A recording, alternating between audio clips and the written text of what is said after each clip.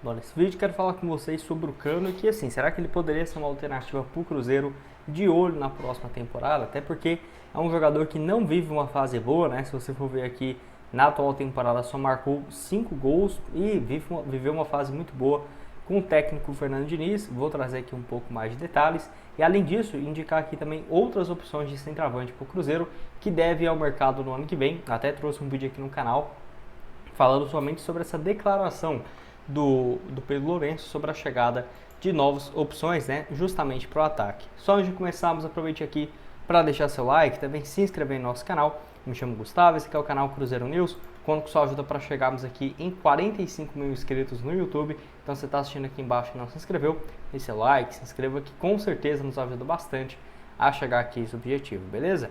Então vamos começar falando aqui sobre algumas opções para o ataque, tá? Tem um outro nome aqui que eu colocaria como uma alternativa bem interessante, que é justamente o Alex Arce, né, que voltou a marcar, inclusive nesse final de semana, a vitória, né, derrota do LDU para o Delfim, lá do futebol equatoriano.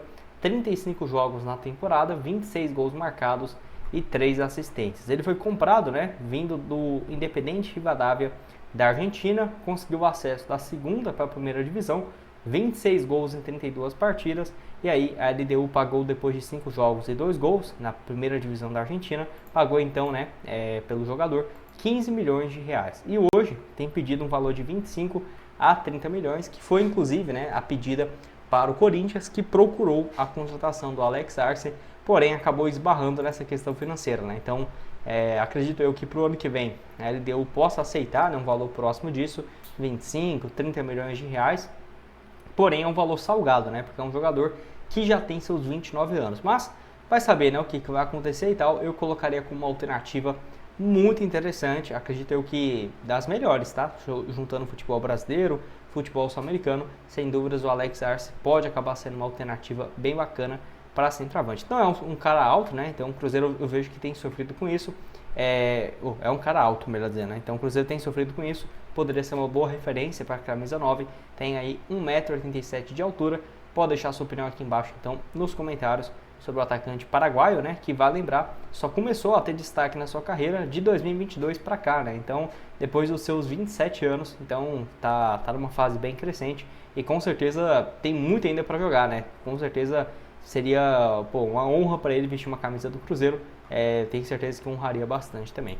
Quero destacar para vocês os próximos jogos do Cruzeiro, tanto nesse jogo contra o Fluminense, quanto também para a sequência da temporada, beleza? Então, para o Cruzeiro vencer o Fluminense fora de casa, pagando 3,30, excelente cotação.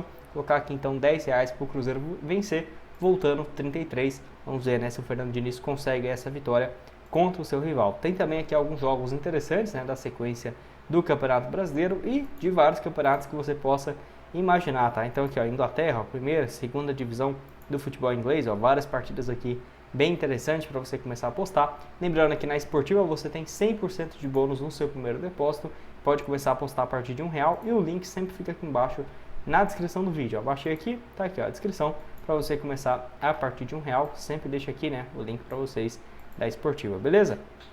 Então, vamos dar sequência aqui e falar sobre essa questão envolvendo o Germán Cano. Muitos de vocês me perguntaram naquele vídeo do John Arias se o Cano também poderia ser uma alternativa. Até porque, vale lembrar, até pouco tempo atrás ele era um jogador inquestionável e caiu bastante de rendimento, né? 32 jogos, 5 gols e 2 assistências. No Fluminense, nos últimos 2 anos, era 40 gols de média por temporada. Nesse ano, se ele chegar em 10, vai ser muito, né? Então, teve queda de rendimento, teve também as suas lesões. E assim como a queda do Fernando Diniz, muito se passou pela falta de gols, né, do Germán Cano. Então, para o ano que vem tem algumas questões a serem analisadas. Vamos colocar assim, é um jogador que o Fluminense pediria uma compensação muito alta, porque 36 anos, se o Fluminense pede 20 milhões, eu já não acho que compensa pela fase que ele tem vivido, né? Se o Cruzeiro também tivesse um outro treinador, tivesse o Seabra, por exemplo, o Germán Cano tá ruim lá no Fluminense, vamos trazer ele, eu não acharia a melhor das opções do mundo, né? Porém, ter um técnico no qual 8 meses atrás ele era o melhor centroavante, né? Na minha opinião, até uma das melhores opções de centroavante da Argentina para a Copa do Mundo, não foi convocado, né, e tal.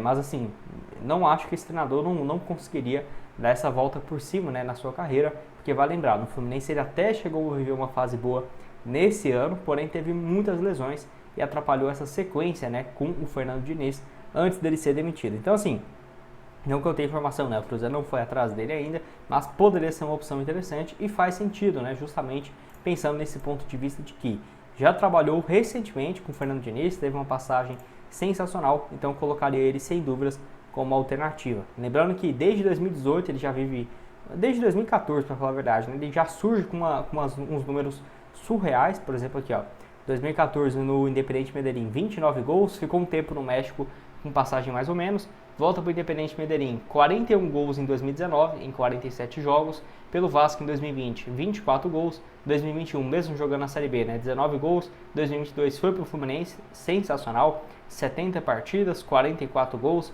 foi o ano com mais gols, né, na sua carreira, e em 2023 ajudou demais, né, conquista da Libertadores, 40 gols em 61 jogos. Pode deixar sua opinião aqui embaixo então nos comentários se é ou não, né, uma boa alternativa para o Cruzeiro. Tá aqui o desempenho dele na Série A do ano passado, 10 gols marcados na primeira divisão.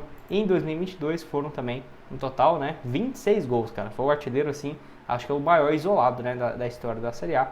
Ele e o Pedro Raul, acho que o Pedro Raul marcou 20, ele 26. Foi realmente números sensacionais. Deixa a sua opinião aqui embaixo. E para terminar, para centroavante, né, tem aqui o Gonzalo Mastriani, que não ficaria surpreso, por quê? Porque era um nome que o Pedro Lourenço gostava no início do ano. Então, antes de contratar o Dineno, o Cruzeiro procurou o América e o Atlético Paranaense pagou aquilo que o América queria, né? Valor próximo da casa dos 10 milhões de reais, 10 a 13, e aí, nesse ano, tem números ok, né? 16 gols marcados no Atlético, 6 gols pelo América, porém no Atlético Paranaense, dá pra ver aqui, ó, tem sido reserva nesses últimos jogos, então não ficaria surpreso se ele saísse no final do ano, ou até mesmo, né, se aparecer uma proposta próxima do que o Atlético pagou, ele fosse vendido. Para falar a verdade, ele até vinha tendo uma sequência boa, né? Ele começa a temporada reserva, depois assume a titularidade e aí ficou no banco, né, contra o Flamengo, depois da eliminação.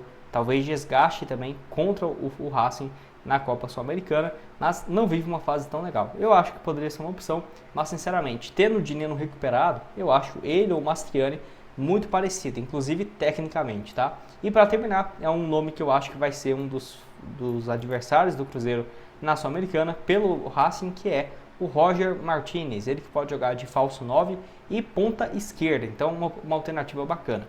Marcou gols aqui, né, dos últimos 2 gols, contra o próprio Atlético na Sul-Americana, na vitória do Racing por 4 a 1, e também contra o Boca Juniors, que foram os gols que ele marcou, 31 jogos, 11 gols marcados. E esse cara aqui era uma das maiores promessas, tá, da história do futebol colombiano. Só para você ter ideia, ele surge muito bem no Racing e é vendido em 2016 por 10 milhões de euros, né, lá para o futebol chinês. Fica um tempo na China, vive uma fase legal. O Vila Real inventou de pagar 15 milhões de euros nele, que eu acho que foi um negócio bem ruim, né, porque o cara já estava na China, já estava numa fase absurda, mas era sempre convocado para a Colômbia, e aí no Vila Real só 9 partidas e 1 gol, e aí depois foi para o América, né, do México, onde ficou durante 5 anos e teve um bom desempenho. O América pagou quase 60 milhões de reais, na época era um pouco mais de 38 milhões de reais para contar com o jogador, e agora terminou o seu contrato, né, no ano passado, e foi para o Racing. Até aqui sensacional, 15 gols, 2 assistências em 46 jogos para um ponta esquerda. Isso aqui é bem raro, tá? Então, acho que pode ser uma boa opção.